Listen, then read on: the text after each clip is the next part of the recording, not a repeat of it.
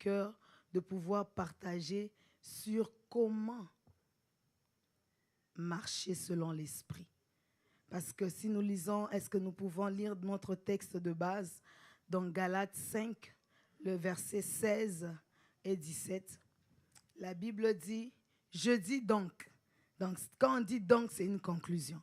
Marchez selon l'esprit et vous n'accomplirez pas les œuvres de la chair. Car la chair a des désirs contraires à ceux de l'esprit et l'esprit en a de contraires à ceux de la chair. Ils sont opposés entre eux afin que vous ne fassiez pas ce que vous voudriez. La Bible commence par nous dire, je dis donc, marchez selon l'esprit, vous n'accomplirez pas les œuvres de la chair. Donc le comment, c'est que pour ne pas accomplir les œuvres de la chair, le texte nous dit de base qu'il faut marcher selon l'esprit. Et ce matin, le Saint-Esprit m'a mis à cœur d'expliquer comment marcher selon l'esprit. C'est une phrase, c'est ça la solution, mais il faut comprendre la solution pour l'utiliser. Il faut comprendre la solution pour en jouir. Parce que le thème que nous avons abordé est très important du fait que c'est ça la base au fait de la vie chrétienne. Si le Seigneur nous ramène à la base, parce qu'il sait que nous en avons besoin. C'est qu'il sait que l'Église en a énormément besoin. Sans cette base, on ne pourra pas décoller. Sans cette base, on voudra chercher beaucoup de choses, mais on ne pourra pas les avoir. Ça va toujours nous échapper. Parce que c'est que les dons, par exemple, les grâces nous amènent à vivre, à être. Mais les œuvres de la chair peuvent nous faire perdre ça. C'est pourquoi la marche de l'esprit nous maintient là où les dons nous amènent, là où les grâces nous amènent, là où l'élévation nous amène. Plusieurs qui ont eu, parce que la Bible dit la grâce est trompeuse. La grâce est trompeuse. Il y a un pasteur qui a confessé qu'il commettait l'impudicité avec une sœur à l'église. Il vivait dans ces choses. Mais quand il venait, moi je connais bien ce pasteur. Je l'ai vu travailler. Mais il venait de la sœur après aussi à témoigner parce qu'elle s'était fâchée parce que le pasteur ne l'a pas finalement épousée. C'était un pasteur célibataire et il faisait des choses avec la sœur à l'église. La sœur pensait que finalement ils vont se marier. Mais quand le mariage n'a pas eu lieu, elle a commencé à divulguer tout ce qui se passait. Mais la sœur disait que le jour-là, quand vous avez vu la gloire de Dieu là, mais on venait de faire ça. Donc, il vivait des choses, mais quand le pasteur prenait le micro, c'est le feu qu'il crachait. On était tous vraiment émerveillés. Les dons, la prophétie, les œuvres de puissance, il avait ça. C'est pourquoi la Bible dit la grâce est trompeuse. Finalement, comme on ne se moque pas de Dieu, la Bible dit, c'est qu'un homme aura sémé, il le moissonnera certainement. Les grâces l'ont amené dans l'élévation, mais les œuvres de la chair ont fait que jusqu'à aujourd'hui, ça fait depuis que je suis au Canada, moi je l'ai connu quand j'étais encore en Afrique, je suis venue au Canada, ça fait presque 17 ans, mais depuis l'année d'après que je suis au Canada, les choses se sont passées. Le pasteur là jusqu'à aujourd'hui ne s'est pas encore relevé. Il avait une église, il a abandonné l'église, c'est un autre pasteur il a même peur. Il dit, je ne sais même pas qu'est-ce que je vais encore prêcher aux gens à cause de tout ce que j'ai fait. Mais quand il le faisait, il était conscient, non? Il savait. Le diable, c'est un menteur. Il va te faire vivre dans la chair parce que la Bible dit, parce que je me suis tue, tu as cru que je te ressemblais. Tu peux faire des choses. Tu apparais comme le champion. Tu apparais comme le Maradona. Mais Dieu te connaît. Il sait ce que tu fais en secret. Il sait ce que je fais en secret. Ce n'est pas parce qu'il ne dit rien. Ce n'est pas parce que le prophète Réma est venu ici et on t'a prophétisé que Dieu va te bénir. Tu penses que Dieu est en accord avec la vie que tu es en train de mener. Ce n'est pas parce qu'on t'a prophétisé que Dieu va t'élever, que tu penses que le péché que tu entretiens, Dieu est en accord avec ça. Dieu dit, Israël, parce que je me suis tu, tu as cru que je te ressemblais.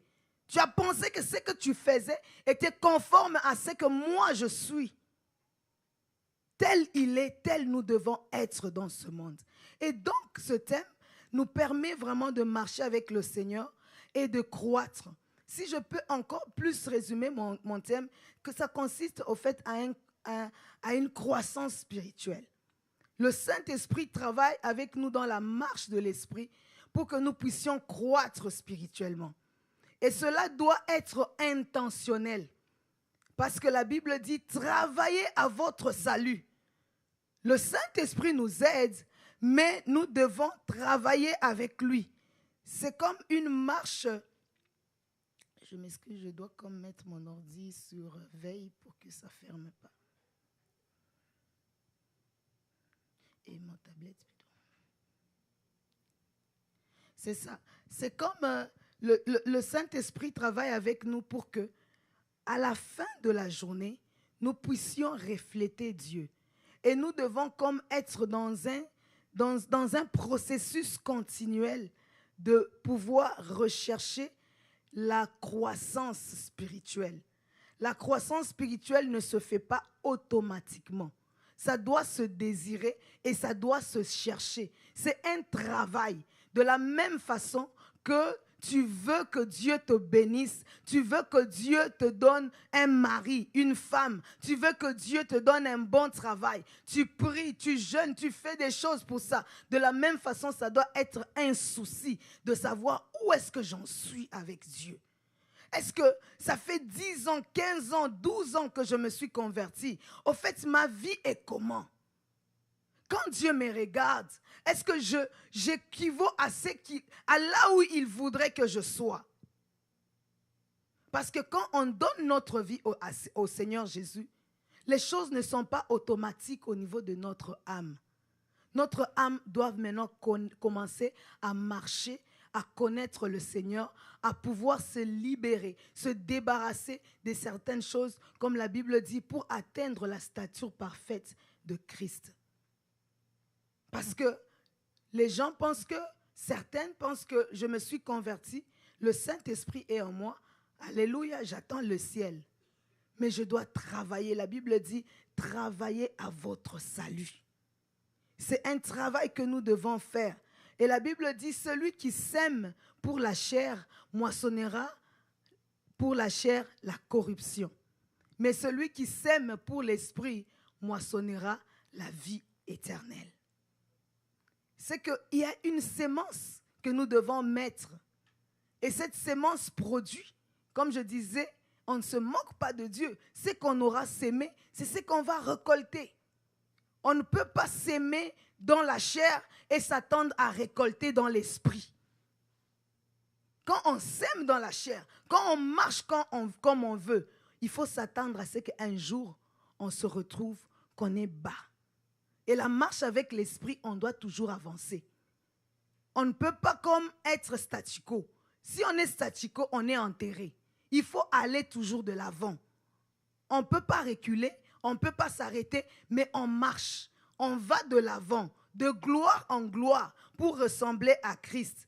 La Bible dit dans Romains 8, le verset 5, « Ceux en effet qui vivent selon la chair s'affectionnent aux choses de la chair, tandis que ceux qui vivent selon l'esprit s'affectionnent aux choses de l'esprit. » C'est-à-dire, si on s'affectionne aux choses de la chair, c'est que son cœur, la Bible dit, là où sera ton trésor, là où sera ton cœur.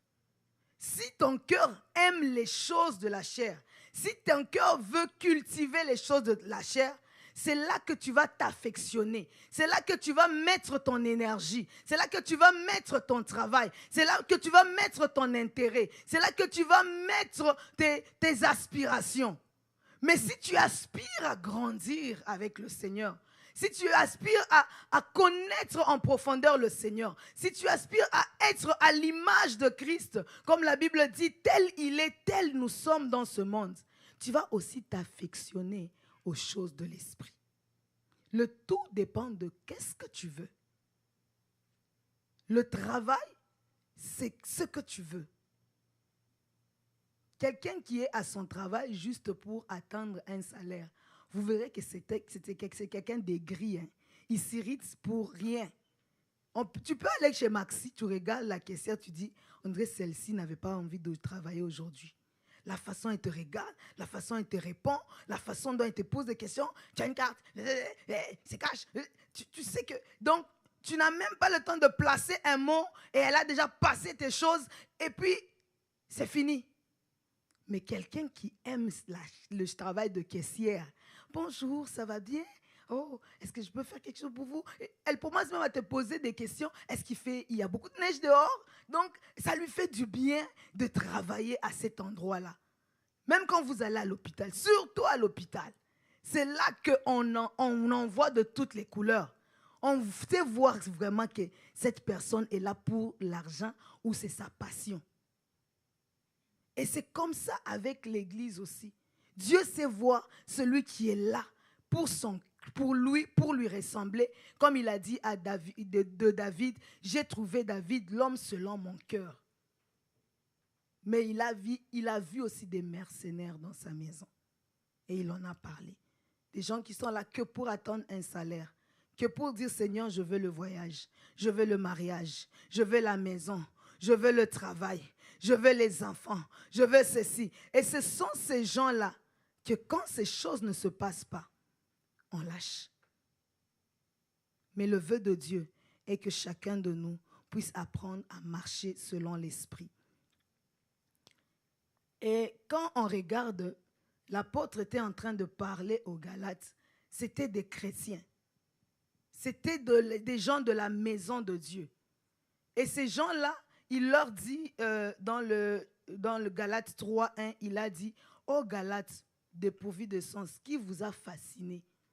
Vous avez commencé par l'esprit et vous voulez finir par la chair. C'est qu'il est possible de commencer par l'esprit, mais en cours de route, on se perd. On ne peut pas s'arrêter avec les choses de Dieu. On ne peut pas reculer, il faut avancer. Il dit, qui vous a fasciné? Qui vous a ensorcelé? Dans d'autres versants, qui vous a fasciné?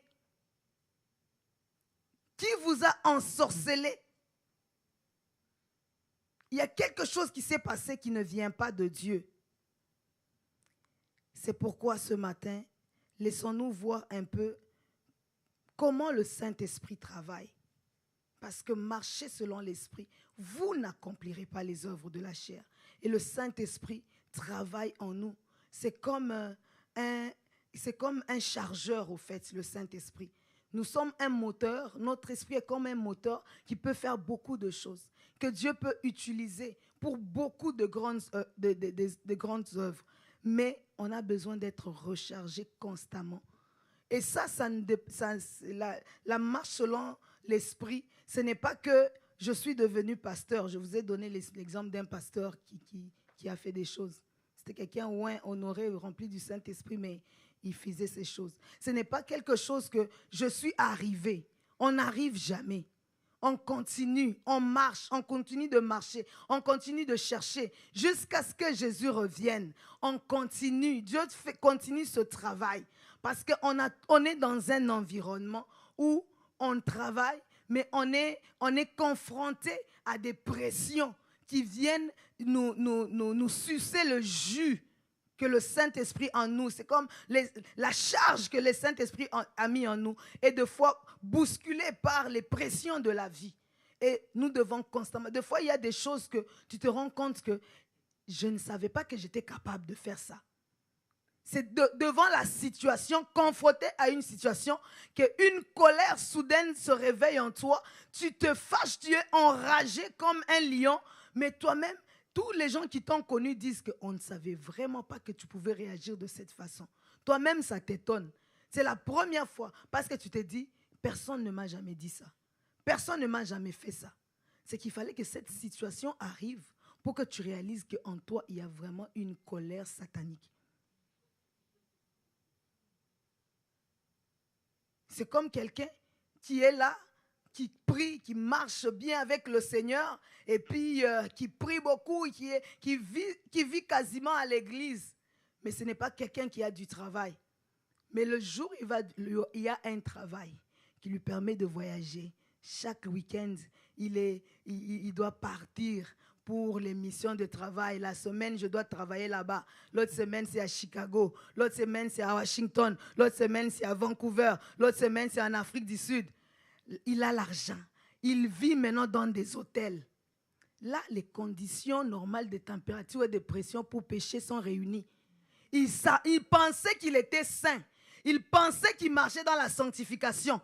Quand il y a l'argent, il y a le voyage, il y a les conditions, il sent qu'il y a des désirs qui commencent à monter. Il passe à la réception. La réceptionniste lui jette un clin d'œil. Il dit, hey, il y a des filles aussi qui m'aiment. Il y a des filles qui m'apprécient. J'ai tout ce qu'il faut pour prendre cette fille. Et puis je suis loin de ma femme. Elle ne verra rien, connaît, ni vu ni connu. Ce qui se passe à Vegas, le reste à Vegas. Donc, il fait ce qu'il pouvait faire. Mais alors qu'on penserait que c'est le frère le plus saint, quand il priait et qu'il n'avait pas encore de travail. C'est qu'à chaque fois, on est bougé par quelque chose, on sent qu'il y a quelque chose qui ne va pas en moi. Saint-Esprit, aide-moi. Il faut que ça tombe. Il faut que ça tombe. Ainsi de suite, on marche avec le Seigneur. On marche. On ne peut pas laisser les choses aller de soi. Parce que j'ai déjà donné ma vie au Seigneur, parce que je suis serviteur, parce que je suis servante. Quand je prêche, il y a le feu qui tombe. Non. Si tu constates, le Saint-Esprit sera toujours fidèle pour te montrer qu'il y a quelque chose qui ne marche pas en toi. Mais si tu ne fais pas attention, tu ne vas pas grandir. Et la première chose, j'ai quelques points qui nous montrent comment il y a sûrement beaucoup de façons que le Saint-Esprit travaille pour nous perfectionner, pour nous rendre à l'image parfaite de Christ. Mais il y a quelques points que moi, j'ai reçus pour partager avec vous ce matin. Et la première chose, c'est la conversion.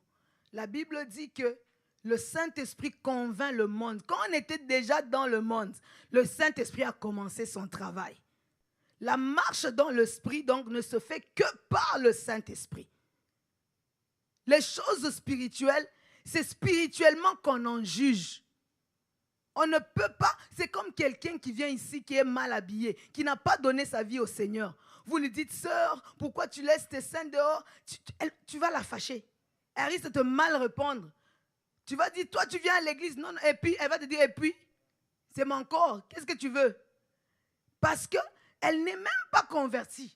Les choses spirituelles, elle ne sait même pas comment les juger. Donc il faut juste la laisser tranquille. Qu'elle donne d'abord sa vie au Seigneur. Quand le Saint-Esprit va entrer, c'est le Saint-Esprit qui convainc. Ce n'est pas un homme qui peut convaincre. L'homme va juger. Vous allez commencer à la regarder mal, à parler mal, à chuchoter. Elle s'en fout. Jusqu'à vous allez la fatiguer, elle va partir. Et on vient de perdre une âme. Mais parce qu'elle n'a pas encore reçu le Seigneur. Jésus lui-même disait aux disciples, parce que les disciples n'avaient pas encore reçu le salut. Il leur a dit quoi? J'ai encore beaucoup de choses à vous dire, mais vous n'allez pas comprendre. Parce qu'ils étaient encore fermés. Le Saint-Esprit n'était pas encore en eux. Il fallait que le Saint-Esprit vienne. Il a dit quand le Saint-Esprit viendra, il faut seulement que le Saint-Esprit soit là.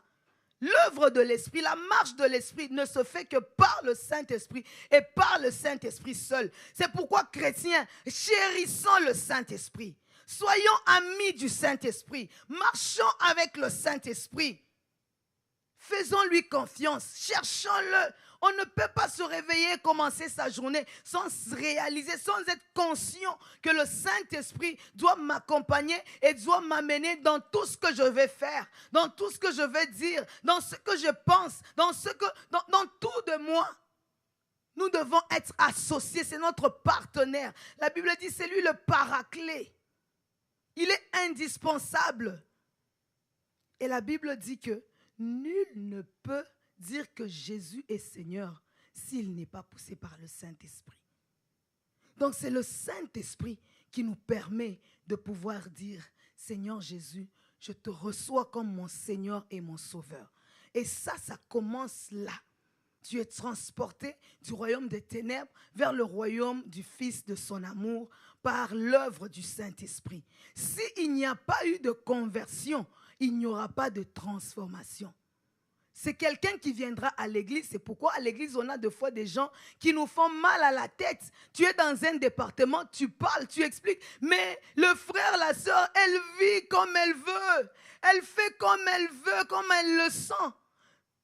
Vous vous battez avec la sœur, mais la sœur, elle a sympathisé avec l'église. Il y a eu activité de la jeunesse, elle a commencé à venir et puis elle est devenue membre. Il y a eu Agapé des mamans, la maman est venue et puis elle est devenue membre. C'était l'enfant du pasteur, elle est née dans la famille pastorale, elle a grandi à l'église et puis elle est membre de l'église. Avec ce genre de personnes-là, il y a beaucoup de troubles à l'église parce qu'il n'y a jamais eu une vraie conversion. La conversion commence par la repentance. La repentance, c'est ce qu'on appelle métanoïa. On dit qu'on est transformé dans la pensée. On accepte de changer la façon de penser. Je me répands, la façon dont je pensais n'était pas bonne. Maintenant, je dois être changé. Mais si on n'arrive pas là, on n'y aura pas une vraie conversion. Et quand on dit que j'accepte Jésus comme mon Seigneur, je confesse que Jésus est mon Seigneur, c'est qu'on accepte de lui soumettre sa vie. Ce n'est pas juste une prière à répéter après un prédicateur qui a demandé la prière du salut. Tu viens, tu répètes. Il faut que d'abord tu reconnaisses que je suis pécheur, que tu te repens de tes péchés, que tu acceptes de changer la façon dont tu pensais avant. Maintenant, tu te dis, ma vie, je la soumets à Jésus. Il m'a sauvé et il est maintenant mon Seigneur. C'est que tout ce que je dois faire doit être dépendant de ce que mon Seigneur veut, de ce que mon Seigneur désire, de ce que mon Seigneur attend de moi. Maintenant, on a à l'église des gens qui font ce qu'ils veulent. Le Seigneur est au ciel. Moi, j'ai des factures ici. Est-ce que ton Seigneur est en accord avec ce que tu fais, avec la vie que tu mènes? Être à l'église n'est pas être en Christ. Nous avons besoin d'une vraie conversion. Et cela se passe avec le Saint-Esprit. La Bible dit dans Romains 8, 9, « Pour vous, vous ne vivez pas selon la chair, mais selon l'Esprit, si du moins l'Esprit de Dieu habite en vous. » Il y a une condition. Si du moins, parce que chacun connaît, c'est chacun pour chacun. Toi, tu connais, il y a l'Esprit de Dieu en toi, parce que l'Esprit de Dieu vient le jour où on a donné sa vie au Seigneur. Le jour où on a soumis sa vie au Seigneur Jésus-Christ. C'est alors que le Saint-Esprit vient habiter en nous. Ce n'est pas parce que j'ai commencé à fréquenter l'église. C'est le jour où j'ai donné ma vie à Jésus, où j'ai soumis ma vie aux pieds de Christ. C'est en ce moment-là que le Saint-Esprit est venu habiter en moi. Ce n'est pas parce que je suis enfant du pasteur. Ce n'est pas parce que je suis la femme du pasteur. Ce n'est pas parce que je suis la cousine du pasteur. Mais c'est parce que j'ai donné ma vie au Seigneur Jésus-Christ. Et que la prière que j'ai faite, j'étais consciente de qu'est-ce que j'étais en train de dire ou de répéter. Là, en ce moment-là, pouf, le Saint-Esprit est venu habiter en toi. Et la deuxième chose, c'est la sanctification. Le Saint-Esprit fait en nous un travail de sanctification, un travail de profondeur. La Bible dit, n'est-ce pas, dans 1 Pierre 1, au verset, on peut prendre le verset 15, 1 Pierre 1, 15.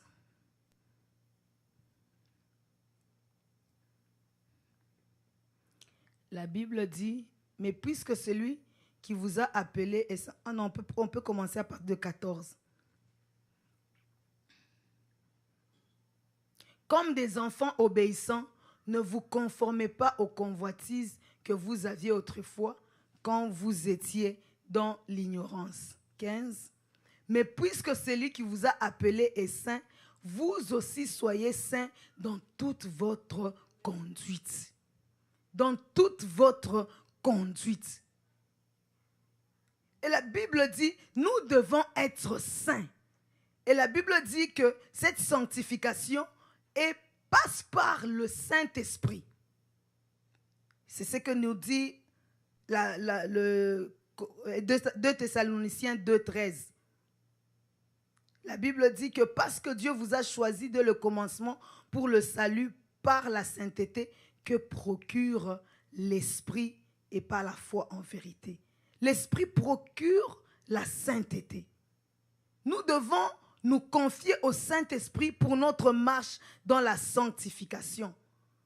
Le Saint-Esprit est celui qui commence. La Bible dit, l'œuvre qu'il a commencée en vous, il est fidèle pour la rendre parfaite.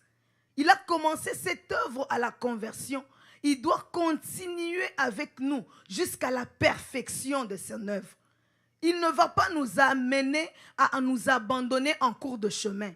Mais il faut que nous lui faisions confiance et que nous puissions vraiment marcher avec lui pour accomplir l'œuvre de la sanctification. La sanctification, au fait, c'est quoi?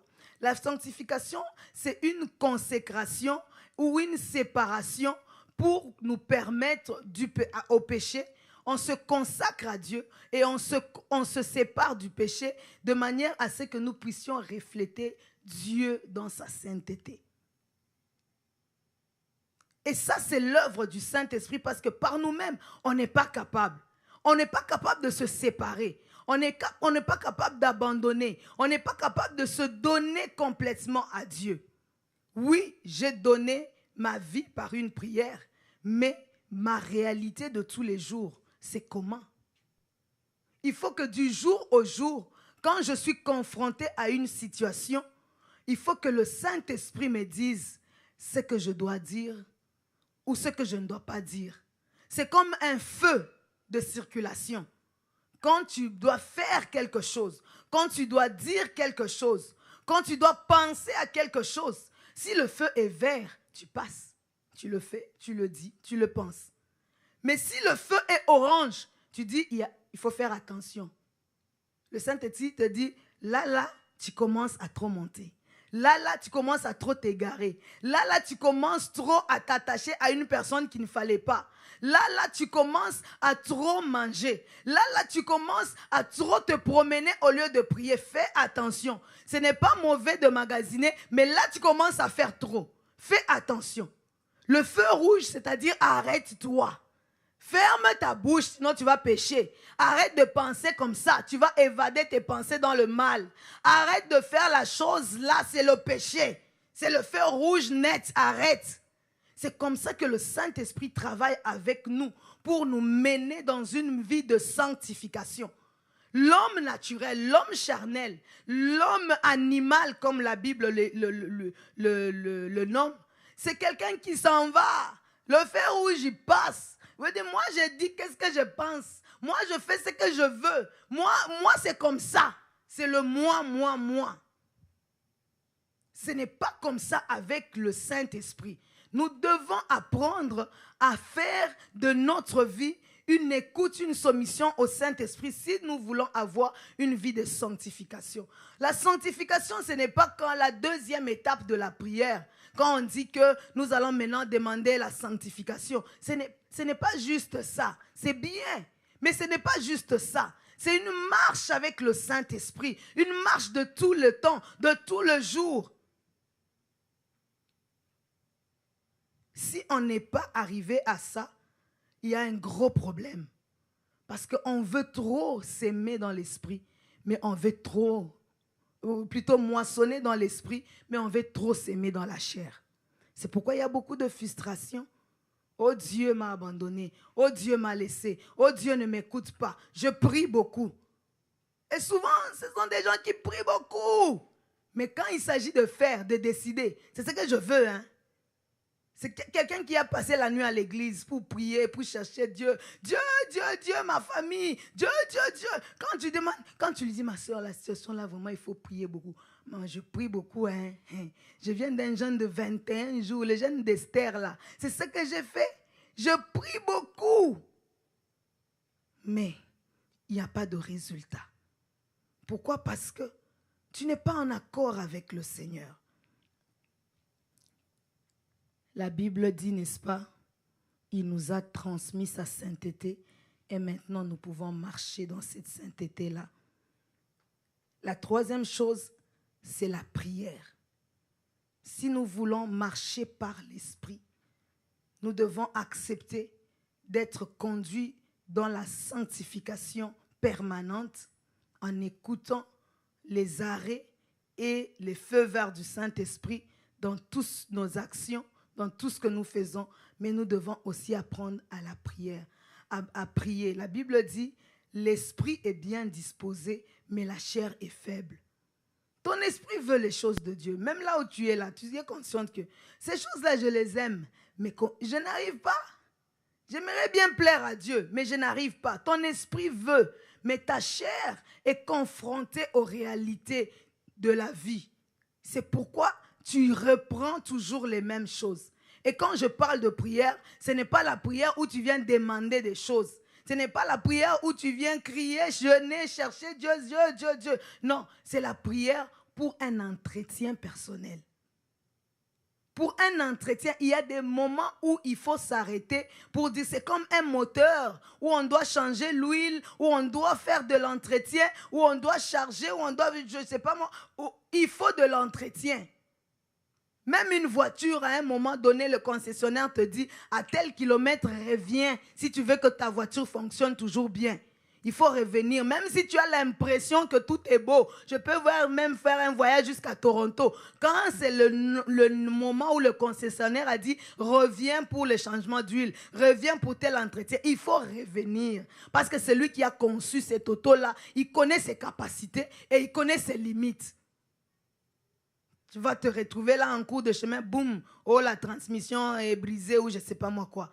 Parce que tu n'as pas voulu écouter. C'est pour ça aussi que le chrétien, le bon chrétien, doit avoir un temps personnel d'entretien de son esprit, d'entretien de son âme, d'entretien de sa vie avec le Seigneur. Tu te retires, tu dis, Seigneur, j'aimerais que tu me restaures spirituellement. J'aimerais que tu regardes la façon dont tu marches, la façon dont tu aimes le Seigneur. Est-ce que je vais à l'église parce que je suis habitué, ou parce que je sers, ou parce que j'ai la passion, pourquoi je suis encore à l'église? Pourquoi je vais encore continuer à servir? Pourquoi je vais encore faire ceci, faire cela? Il faut se poser, se remettre en question et trouver des réponses dans la présence de Dieu. Et si ces réponses-là te poussent à te repentir, te poussent à chercher que le Saint-Esprit te délivre, c'est en ce moment-là que tu cherches Dieu. Il y a des choses que tu te dis que je n'arrive pas. Seigneur, j'ai fait toutes les stratégies. L'ancien Joël nous avait donné son exemple. Mais nous devons aller dans la présence de Dieu pour chercher la force du Saint-Esprit. Parce que c'est l'esprit qui nous donne la capacité de résister au mal. L'esprit qui nous donne la capacité de dire non. L'esprit qui nous donne la capacité de faire le bien. L'esprit qui nous donne la capacité d'avoir un bon cœur. C'est le Saint-Esprit. Tu ne peux pas avoir un bon cœur comme ça. Il y a toujours quelque chose qui sortira de toi, tu vas t'étonner. Moi, on m'a toujours dit que j'ai un bon cœur. Mais c'est le Saint-Esprit qui fait que ton cœur est renouvelé. C'est le Saint-Esprit. Des fois, tu te dis que je commence à trop me fâcher. Je commence à trop m'irriter pour n'importe quoi.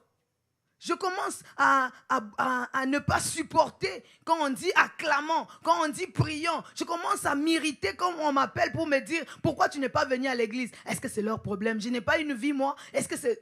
Tu commences à t'irriter pour rien. Il y a quelque chose qui se passe. Ressaisis-toi. Et rentre dans la présence de Dieu, cherche le Seigneur. Dis, Seigneur, aide-moi.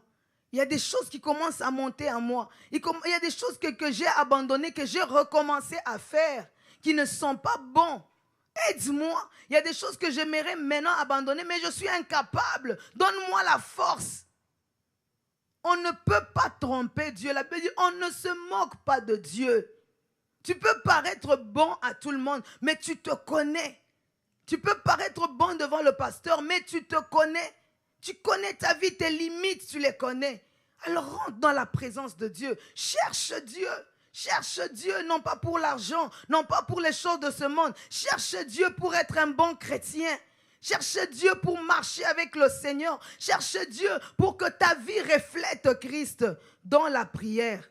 La Bible dit quoi? Un jour, Jésus avait l'habitude d'aller prier. Il avait l'habitude d'aller à la montagne. Il avait cette habitude-là. Mais un jour, il dit non, non, aujourd'hui, je ne vais pas aller seul. Je vais prendre Pierre et Jean. Ça se trouve dans Matthieu 17. Ils sont partis à la montagne. Et du coup, la Bible dit, il les a amenés sur une montagne très haute. Quand ils vont à la montagne très haute, là, ce n'est pas pour agaper, hein? Ce n'est pas pour pique-niquer, hein? Ce n'est pas pour manger, ce n'est pas pour chiller. À la montagne, il avait l'habitude d'y aller pour prier. Maintenant, là, il ne voulait pas être seul. Il dit, c'est que j'expérimente à la montagne. Il y a des gens à qui je dois donner un exemple. Il prend Pierre, il prend Jean, il va avec eux. Les amis disent, du coup, le visage de Christ. Je ne sais pas s'ils étaient en train de prier, je ne sais pas s'ils en train, Jésus est en train de leur montrer quelque chose dans les Écritures, mais du coup, le visage de Jésus a été transformé. Il y a la gloire de Dieu qui est arrivée sur Christ. Ils étaient tellement étonnés. Parce que c'est la présence de Dieu dans la prière. Quand tu t'éloignes de la foule, quand tu t'éloignes du bruit, quand tu t'éloignes des apparences des gens, quand tu te retires seul dans la présence de Dieu, c'est alors que tu peux avoir cette transfiguration. La Bible nous dit, n'est-ce pas, dans le livre de 2 Corinthiens 3, 18, j'aimerais qu'on lise ça, 2 Corinthiens 3, 18, nous tous qui, le visage découvert, contemplant comme dans un miroir la gloire du Seigneur, nous sommes transformés en la même image de gloire en gloire. Il n'y a pas de transformation sans la contemplation. Il faut contempler, prendre le temps de contempler le Seigneur dans la prière. Je ne viens pas, Seigneur, pour me donner ma liste d'épicerie. Je veux ci, je veux ça, je veux ça. Je rentre dans la présence de Dieu pour le contempler. Tel il est, il va se révéler à moi. Comme dans un miroir, moi aussi en le regardant, en le contemplant, je suis transformé dans la même image que lui. La prière nous permet de pouvoir être transformé, de pouvoir quitter la chair pour être amené dans une autre dimension à la ressemblance de Christ. Si tu n'as pas encore fait ce genre de prière, ou si tu n'as pas l'habitude de faire ce genre de prière, ou si tu le faisais quand tu étais quelque part dans le monde, et que depuis que tu es venu à Québec, le froid du Québec t'empêche de le faire, la neige du Canada t'empêche, je t'en supplie au nom de Jésus, reprends ces prières-là. Reprends ces prières à chercher la contemplation pour la transformation.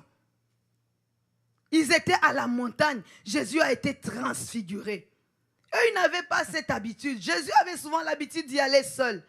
Ils l'ont accompagné ce jour-là, ils ont vu. C'est ainsi que quand on regarde Moïse aussi, la Bible dit que quand Moïse était dans la présence de Dieu, en sortant, son visage a brillé. La Bible dit quoi? La peau de son visage rayonnait. Ça rayonnait de la présence de Dieu. Et quand on nous explique maintenant dans Apocalypse 1,16, la Bible dit, il avait dans sa main droite 7 étoiles. De sa bouche sortait une épée aiguë à 2 tranchants et son visage était comme le soleil lorsqu'il brille dans sa force. Quand on est dans la présence de cet homme-là, de ce Dieu-là, quand on est dans sa présence, on doit être transformé comme lui. On doit briller comme lui. Notre vie doit briller comme lui. Et la Bible dit, parce que eux, ils n'étaient pas encore dans la nouvelle dispensation. C'est pourquoi les choses, Moïse se faisait au niveau de son corps. La Bible dit, dans 2 Corinthiens 3, 7, 8, la Bible dit, « Or, si le ministère de la mort gravé avec des lettres sur des pierres a été glorieux au point que les fils d'Israël ne pouvaient fixer les regards sur le visage de Moïse à cause de la gloire de son visage, bien que cette gloire fût passagère, combien le ministère de l'Esprit sera-t-il pas plus glorieux ?» plus glorieux. Nous devons avoir une gloire supérieure à celle que Moïse avait eue. Il faut que ta vie reflète la gloire de Dieu. C'est alors que les œuvres de la chair seront loin de toi. Pour Moïse, c'était passager.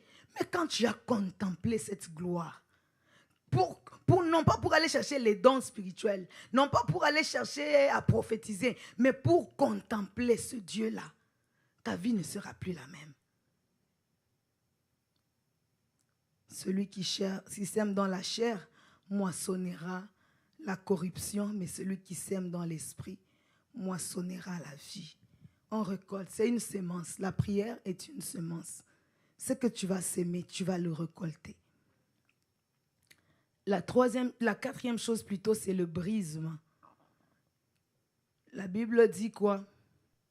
Dans Philippiens 3, 17 et 3, 7, la Bible dit, mais ces choses qui étaient pour moi des gains, je les ai regardées comme une perte à cause de Christ. Et même je regarde toutes ces choses comme une perte à cause de l'excellence de la connaissance de Jésus-Christ, mon Sauveur, mon Seigneur, pour lequel j'ai renoncé à tout. Et je les regarde comme de la boue afin de gagner Christ. Le brisement nous permet d'être capable de dire, je prends les choses, je mets sur la balance. Ça va pencher de quel côté? J'aime ça. Mais est-ce que je vais gagner Christ ou je vais le perdre? Mais si ça fait que je m'éloigne de Christ, si ça fait que je refroidis, si ça fait que de plus en plus, ça va m'empêcher de grandir spirituellement, ça va m'empêcher de croître, dans ce cas, je préfère perdre et gagner Christ. Je préfère perdre ces choses et gagner Christ. Ce sont des choses qui sont douloureuses souvent. Le brisement, c'est-à-dire, on te brise, c'est du mal que tu vas avoir au niveau de ton cœur. Ça va te faire mal dans tes sentiments. Psychologiquement, ça va te faire vraiment de la peine. Mais il faut que tu aies une mentalité qui est amenée à poser des actes conséquences pour gagner Christ. Pierre était aussi, plutôt Paul aussi était dans ses problèmes. Il dit, il vivait aussi dans les œuvres de la chair. Parce qu'après sa conversion, quand on regarde les épîtres, vous allez vous rendre compte que dans l'épître de Romains, Paul expliquait comment les choses qu'il aimerait faire, il ne les fait pas. Les choses qu'il n'aimerait pas faire, il est en train de les faire. Il y avait un combat en lui. Il se battait. Mais à un moment donné, il a travaillé à son salut.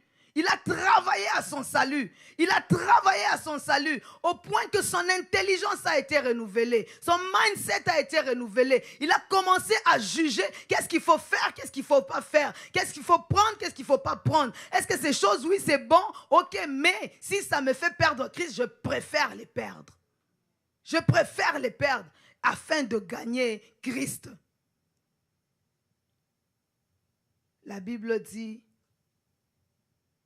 il continue au verset 10, afin de connaître Christ et la puissance de sa résurrection et la communion de ses souffrances en devenant conforme à lui dans sa mort.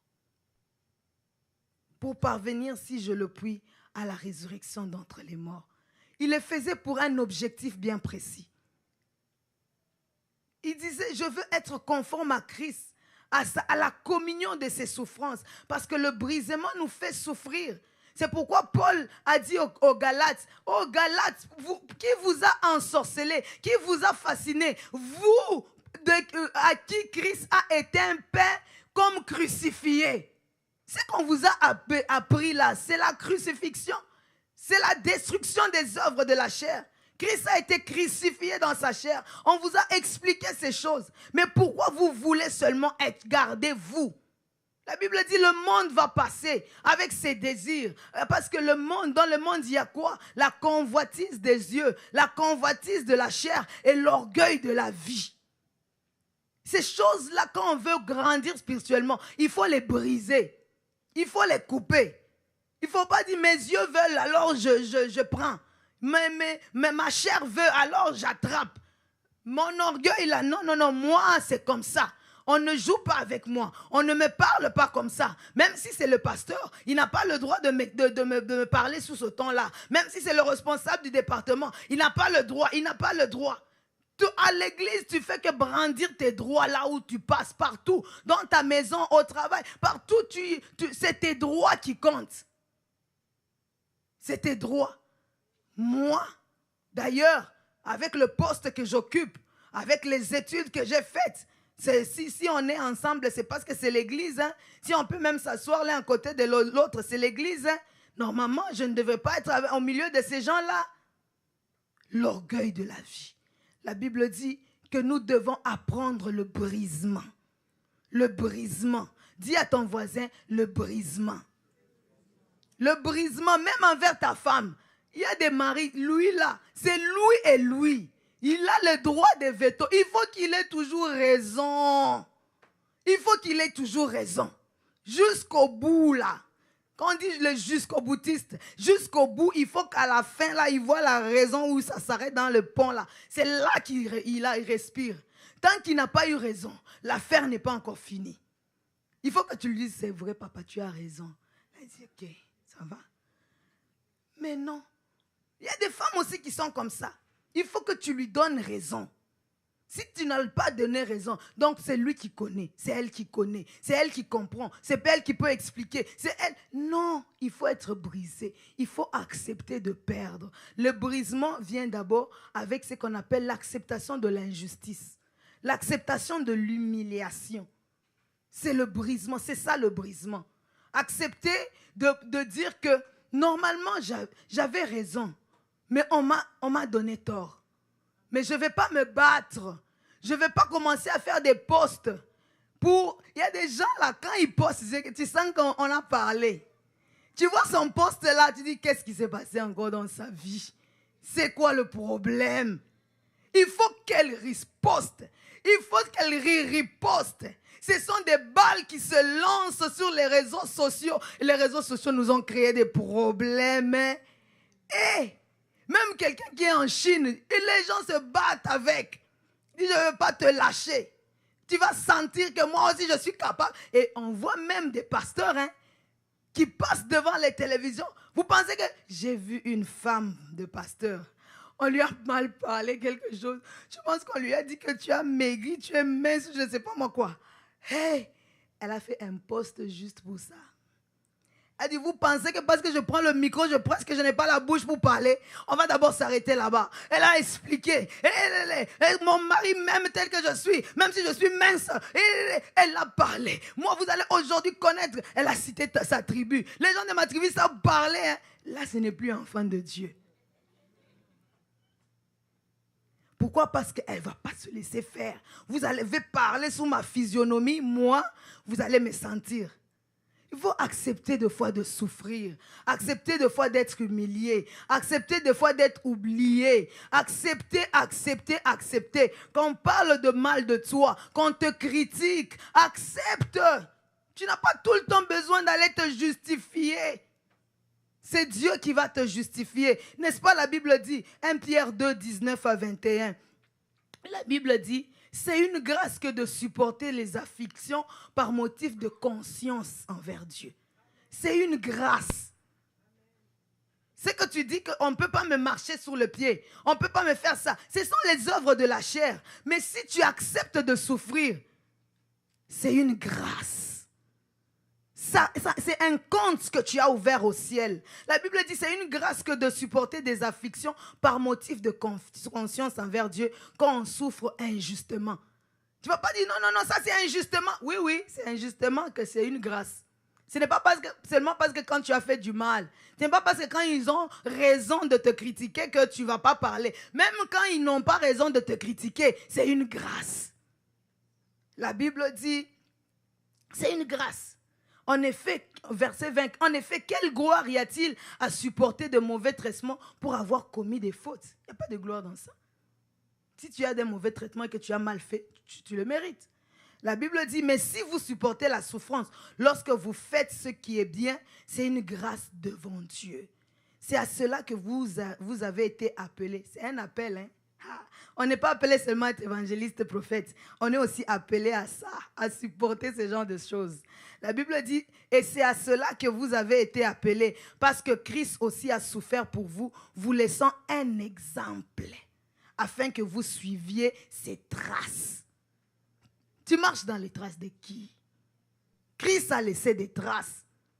Il a laissé des empreintes dans lesquelles tu dois poser tes pieds dans la marche de tous les jours. Toi, tu vas poser les pieds dans les empreintes de qui? La Bible dit que si quelqu'un te frappe sur une joue, tu fais quoi? Ces versets-là, ce sont les versets que les chrétiens n'aiment pas. Hein. Si quelqu'un te frappe sur une joue, donne-lui une autre. C'est ça le brisement, c'est ça même. Si quelqu'un t'arrache ton manteau, donne-lui aussi ta tunique. C'est ça même. Eh, ça arrive souvent à la maison, hein, surtout entre les sœurs. Je connais ces gens, j'ai eu des sœurs. Ta sœur, tu avais déjà programmé ta veste là. Et puis du coup, c'est ta sœur qui l'a pris. Ah, tu as pris ma veste. On avait des chicanes. Laisse-moi, c'est ma veste, c'est ma robe. Tu ne peux pas rentrer dans mes chaussures. La Bible dit que quand je venais de me convertir, j'avais une cousine à la maison.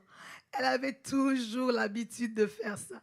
Elle prenait toujours mes habits. Elle prenait toujours mes chaussures. Alors quand je me fâche, je dis, pourquoi tu fais ça? Elle dit, les chrétiens aussi se fâchent. Elle me répétait tellement ça que c'était ça. À chaque fois que je vais ouvrir ma bouche là, je me rappelle seulement de ça. J'ai grandi avec cette parole, de sa voix dans ma tête. Les chrétiens faisaient ça. Tu ne dois pas se fâcher. Donc, elle se permet de faire ça. C'est comme si le diable l'utilisait pour me faire mal. Ou bien peut-être c'est le Seigneur qui l'utilisait pour me briser. Donc, c'est important d'accepter. Le brisement, c'est que c'est l'injustice. Accepter de perdre pour Christ, comme Paul l'a fait. Accepter de perdre pour Christ.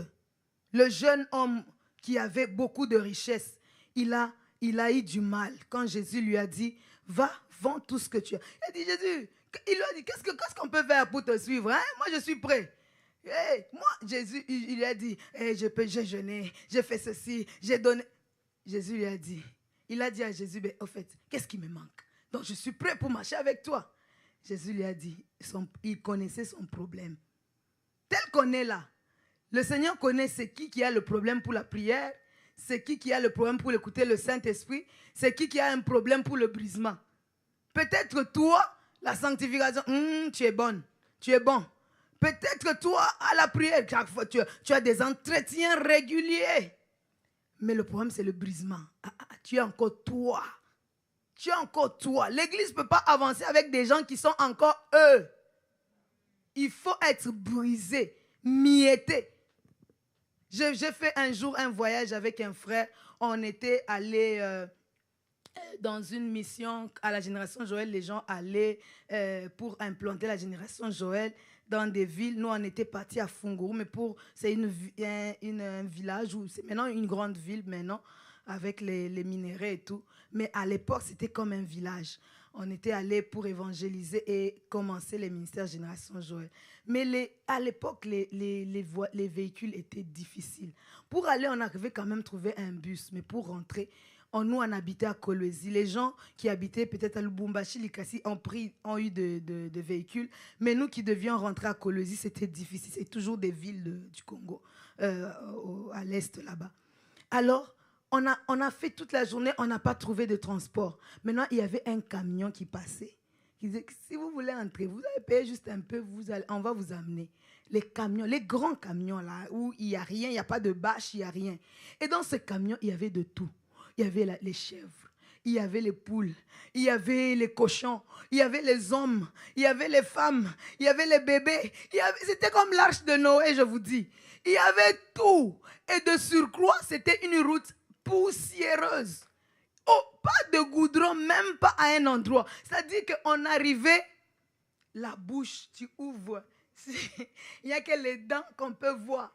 La tête, c'est rouge de poussière. Les habits, on arrivait, il faut que dès que tu ne salues même pas les gens quand tu arrives. Il faut tout enlever, aller prendre une douche bien faite pour que tu puisses maintenant aller saluer les gens de ta famille. Maintenant, on était dans cet endroit. Et dans l'endroit en question, il n'y avait même pas un endroit pour s'asseoir. Parce que c'était plein à craquer. Donc, c'était un voyage d'environ 3 heures. Hein. C'était pas 30 minutes. C'était un voyage d'environ 3 heures. Et à ce moment-là, la route était encore mal. Donc, ça prenait plus de temps. On s'accrochait sur les ridelles du camion pour essayer de chercher une position. Alors, on partait. Lui, il venait d'une bonne famille, là. Il me dit, là, ce n'est plus le brisement, Seigneur, c'est le hachement. Le Seigneur veut nous hacher. Il veut nous prendre la bouillie. Le brisement, c'est on te met en morceaux. Il faut accepter jusque-là. On n'était pas allé dans une fête. On n'était pas allé à un anniversaire ou à un mariage. On était allé servir Dieu. Mais les conditions qu'on a eues, et les convoyeurs, vous voyez les convoyeurs de ce genre de choses, ils te poussent, ils te disent n'importe quoi, ils t'insultent. Donc tu es là. C'était parmi les grands serviteurs qu'on avait. Il était très fâché. Il n'était pas content. Il murmurait. Et c'était lui notre berger de l'autre côté. Et c'était difficile. À un moment donné, il s'est rendu compte qu'il en a parlé de trop. Là, il a dit, Seigneur, là, ce n'est plus le brisement, c'est le hachement maintenant. Donc, il y a des moments où tu sens que c'est trop. Mais tu dois supporter. Tu dois supporter.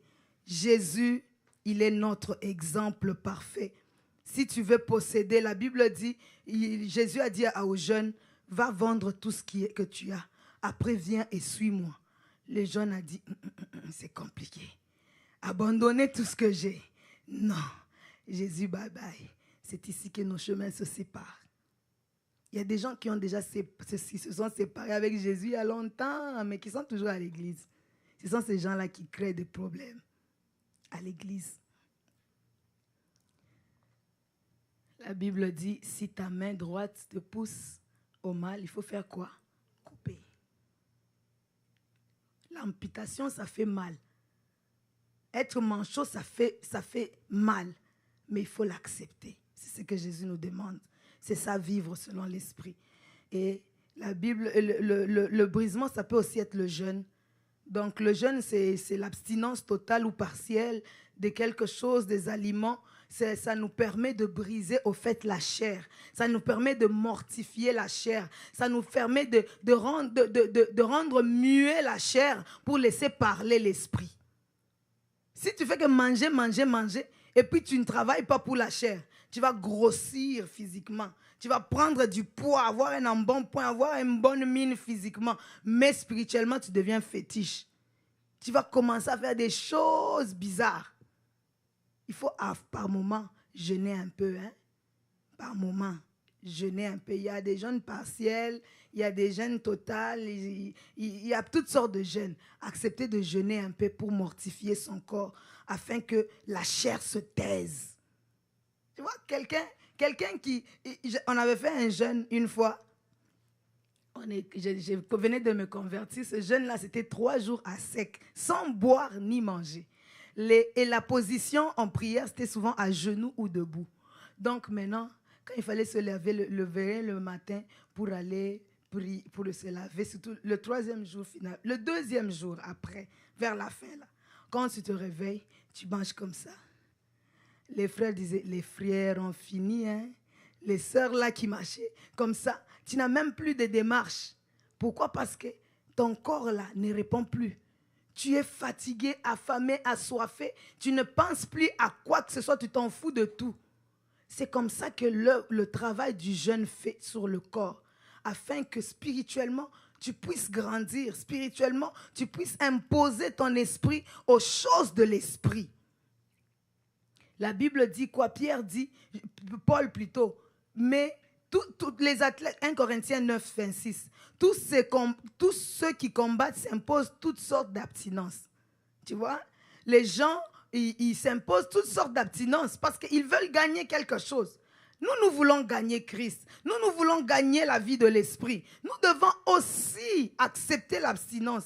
Il dit, et ils le font pour obtenir une couronne corruptible. Mais nous le faisons, nous faisons-le pour une couronne incorruptible.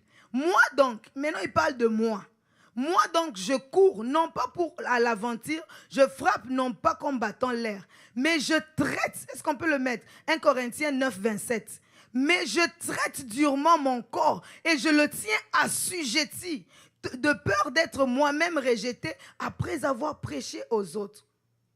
Il ne faut pas laisser le corps désirer faire. Il faut traiter durement. Parmi les traitements durs qu'on peut imposer au corps, il y a aussi le jeûne.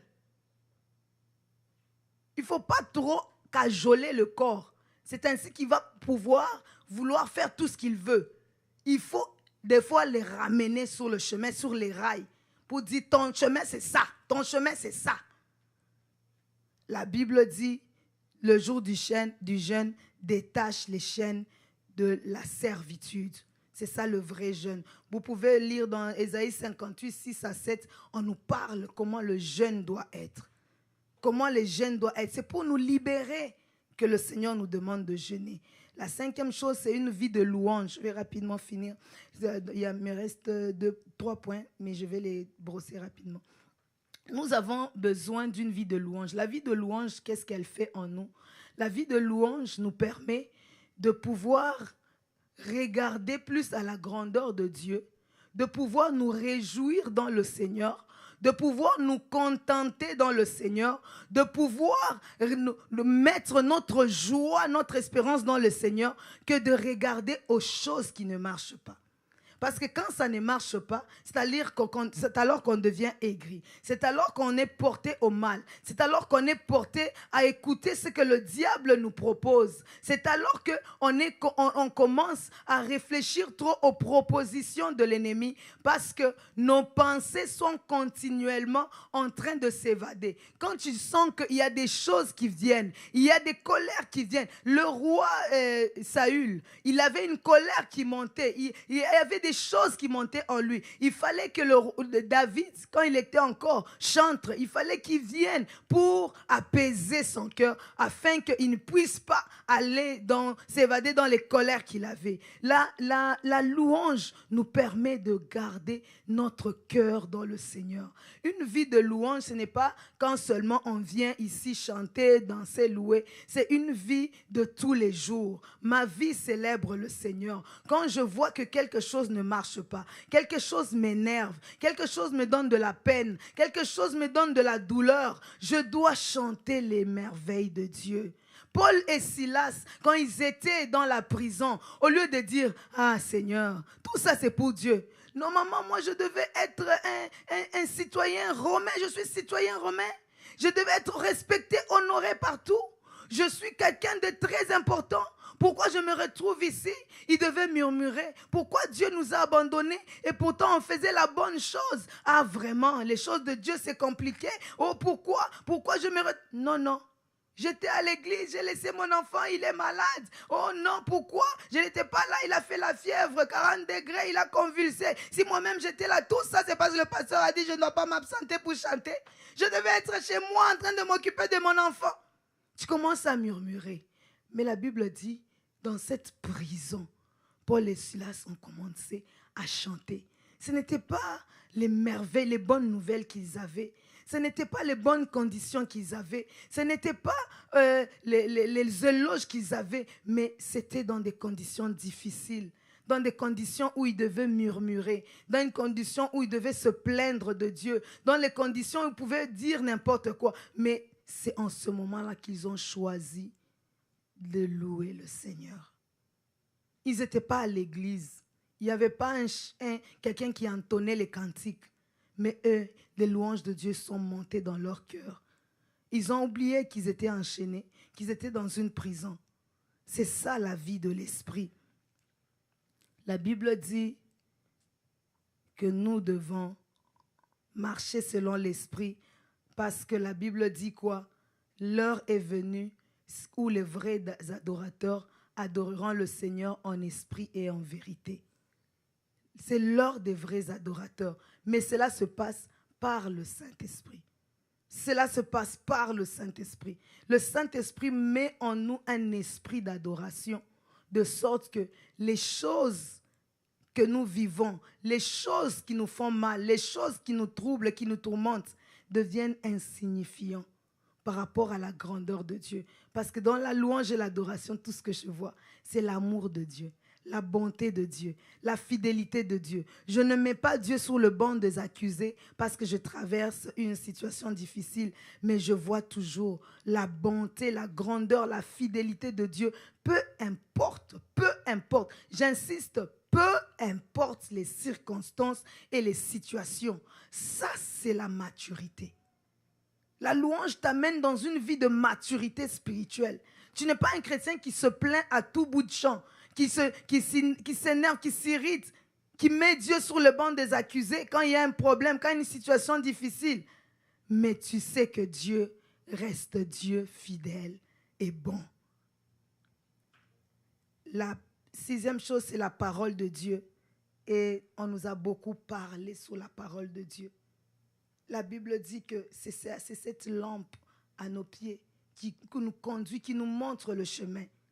Si on ne s'attache pas à la parole, ça sera difficile de marcher selon l'esprit. Parce que la parole nous donne les directives. C'est le testament. C'est comme tu as un père qui est mort, qui a laissé son testament pour dire qu'est-ce que vous allez faire des maisons, du vélo, du moto. C'est ça. C'est ce que nous allons faire de notre vie. C'est ça le testament que Dieu nous a donné. Si nous voulons bien réussir et garder l'héritage que Dieu nous a donné, nous devons suivre les instructions qu'il nous donne. La Bible dit, soyez transformés par le renouvellement de l'intelligence, afin de discerner quelle est la volonté de Dieu, ce qui est bon, agréable et parfait. Mais pour être transformé, pour être reprogrammé, pour être c'est la parole de Dieu qui enlève la façon qu'on avait avant de voir les choses, la façon qu'on avait avant de concevoir les situations, la façon qu'on avait avant de marcher, la façon qu'on avait avant de pouvoir décider. Mais c'est la parole de Dieu qui nous donne le mot d'ordre dans notre vie. La Bible nous dit que Marie et Marthe, ils étaient assises, mais la Bible dit que Marthe était affairée, à préparer, à faire des choses. Mais Marie était au pied de Jésus, en train d'écouter les paroles de Christ. La Bible dit quoi? Quand Marthe s'est plainte, Jésus a dit, Marthe, tu t'agites et tu t'inquiètes pour beaucoup de choses. Alors qu'ils étaient là, c'était juste, Marthe avait demandé à Marie juste pour l'aider à préparer. Mais Jésus savait que Marthe, dans sa vie là, il y a une agitation. Ce qu'elle fait là, ce n'est pas seulement ici parce qu'elle veut que Marie l'aide. Il y a l'agitation pour beaucoup de choses. Jésus connaissait la vie de Marthe. Parce qu'elle n'avait pas le temps de s'asseoir pour manger la parole. Mais Marie qui avait eu le temps de s'asseoir pour manger la parole, la Bible dit que c'est elle qui a reconnu Christ le jour où il est ressuscité. Et la dernière chose, c'est le parler en langue si nous voulons avoir une vie de l'esprit. Le parler en langue, la Bible dit que nous pouvons lire les versets, mais je vais juste paraphraser certaines choses. La Bible nous dit que c'est le parler en langue qui nous permet, quand on n'est pas capable de pouvoir prier, le Saint-Esprit intercède pour nous par des soupirs inexprimables. Et la Bible dit, quand on regarde ce verset de Jude 1, le verset ne s'arrête pas là, que le Saint-Esprit nous aide à prier. La Bible dit que en priant ainsi par l'Esprit, l'Esprit de Dieu nous maintient dans l'amour de Dieu. On sent des vagues d'amour de Dieu monter en nous. On est appelé, on est porté plus à s'attacher au Seigneur. On est porté plus à demeurer dans l'amour de Dieu. Disons que la Bible dit aussi que le Saint-Esprit met en nous l'amour de Dieu quand on reçoit Christ. Mais le Saint-Esprit, quand on parle en langue, nous maintient dans cet amour-là. Nous permet à ce que tout ce que nous allons faire, nous puissions être motivés par cet amour. L'Esprit intercède pour nous. Là où il y a des choses que de fois, tu sens, mais tu ne sais pas comment le dire. Le Saint-Esprit t'aide. Le Saint-Esprit m'aide. Le Saint-Esprit, avec la prière en langue, la Bible dit que celui qui prie en langue s'édifie lui-même. C'est par la prière en langue. Si tu ne pries pas en langue, je te demande de chercher le Seigneur, de demander à Dieu de parler en langue. Parce que la prière en langue te permet d'être édifié. C'est une conversation avec Dieu par des mystères. Tu parles des mystères et au travers de cette conversation mystérieuse, le Seigneur édifie ton cœur, édifie ton esprit. Tu deviens fort. Quelqu'un qui prie beaucoup en langue, c'est quelqu'un qui devient de plus en plus fort spirituellement. Ne passe pas vite, surtout quand tu es seul. On dit que quand tu as le micro, tu dois parler, il faut parler aussi en français pour que l'autre qui écoute puisse aussi entendre ta prière. Quand tu es seul chez toi, là, s'il faut même 3 heures de prière en langue, fais-le. Fais-le, développe ça, parce que tu deviens fort spirituellement et cela finalement te permet de marcher par l'Esprit. C'est cette chose que le Saint-Esprit m'a mis à cœur ce matin afin de partager avec nous, afin de pouvoir mener une vie de l'Esprit, une vie victorieuse, une vie qui nous permet d'être agréable devant Dieu, de s'aimer dans l'Esprit et de moissonner. Parce qu'on veut beaucoup de choses, on veut récolter beaucoup de choses, mais notre sémence ne correspond pas à ce qu'on veut. On veut moissonner. Que le Seigneur nous bénisse.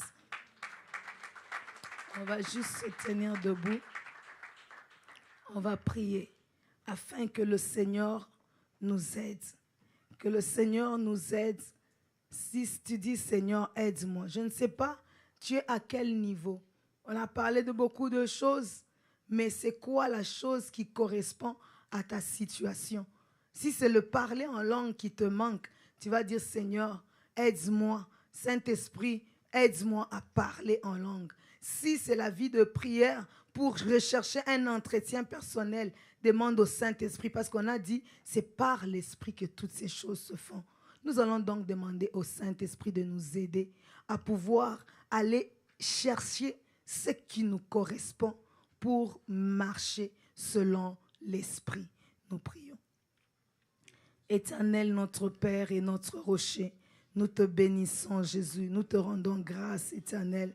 Tu es Dieu et tu ne changes pas. Tu es Dieu éternel des armées et tu nous as appelés, ô Dieu Papa, à une vie de gloire. Tu nous as appelés, Seigneur, à vivre pleinement notre salut. Tu nous as appelés à vivre, ô Dieu, et à jouir de l'œuvre que Christ a accomplie pour nous à la croix.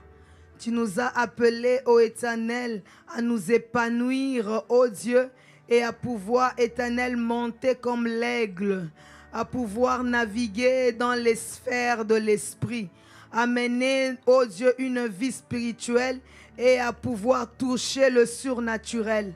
Yahweh, tu as dit, si tu marches par l'esprit, tu vas faire du surnaturel ton quotidien. Éternel, notre Dieu, nous voulons le surnaturel et nous voulons aussi, Éternel, te dire, viens en aide, Papa, pour la marche de l'Esprit. Viens en aide pour la marche de l'Esprit.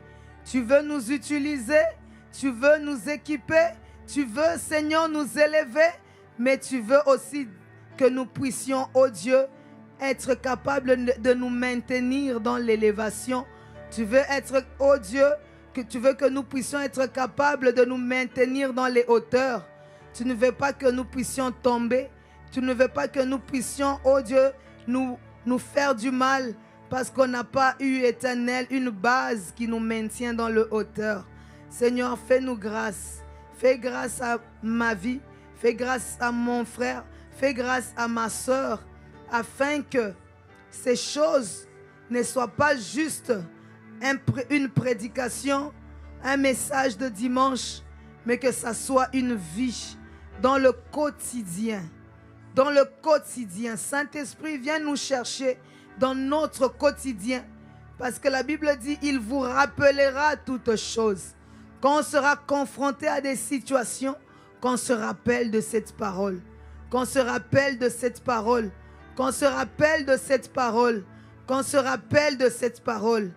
Fais grâce au Seigneur. Fais grâce au Dieu. Fais grâce à celui qui a soif. C'est grâce à celui qui disait comme Paul, je veux faire le bien, mais je me retrouve en train de faire le mal.